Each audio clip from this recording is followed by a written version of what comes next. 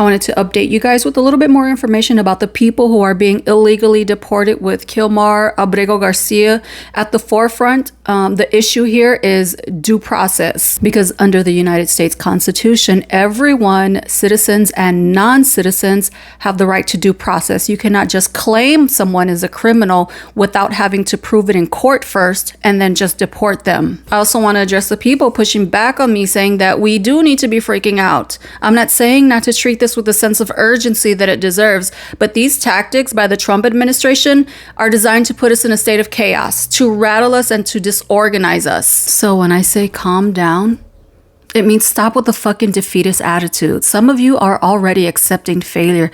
Oh, we're doomed. Now is not the time to be a coward. Also understand that there is a process moving through the courts, and yes, Trump is trying to become a dictator, but it's not as easy as he thought, so we need to continue to make it hard for him. Now for this update, I'm going to play a clip by Brian Tyler Cohen and Kirschner because they are far more qualified to relay this information to you. As far as the Supreme Court is concerned, I know that we've been talking about the legal basis for a constitutional crisis, and I do want to delineate the two because I think generally speaking, we are very clearly in a constitutional crisis, but I think legally speaking, it would occur when the Supreme Court hands down a ruling, the executive branch refuses to comply, it goes through the appeals process, and that's where we are right now. And so when do we get to the point where the Trump administration has exhausted all of its appeals avenues, all of its resources, and they are just outright refusing to comply with a court ruling and does kind of submerge us into this constitutional crisis that we've spoken about?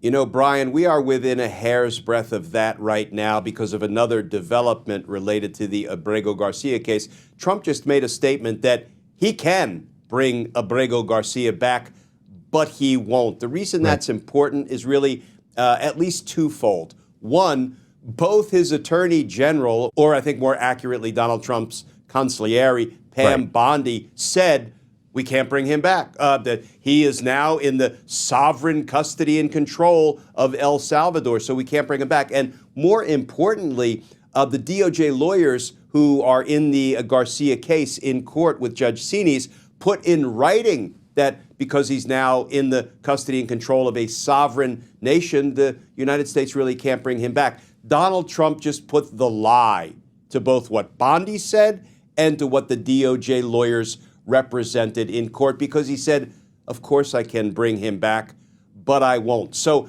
that really does push us into constitutional crisis territory, at least practically speaking, in the court of public opinion. But in the court of law, as you point out, he probably gets one more trip to the Supreme Court, and the Supreme Court will have to say, okay, here's what we meant by facilitate his release and return. And I think the Supreme Court will finally draw a definitive line in the sand and say, we are ordering that.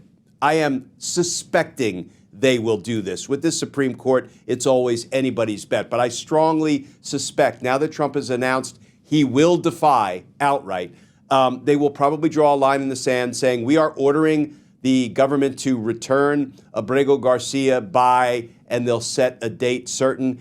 And thereafter, we will address any refusal or failure to abide by our court orders. Brian, even though I'm a career rule of law guy, at this point, I'm rooting for Donald Trump to just take us over the edge of the constitutional crisis cliff. And the reason is that once Donald Trump has announced, I am ending our constitutional construct of government, I will not abide by Supreme Court rulings, directives, and edicts. So that will be him announcing, I am now a dictator. If he does that, Brian, when push comes to shove and he tries to use the military to keep him in power, which I believe is the ultimate end game, if he is to retain power once he's declared he is a dictator, in my opinion, as an old Army guy, it will make the military's decision a little bit easier, because they do not take an oath of loyalty to a dictator.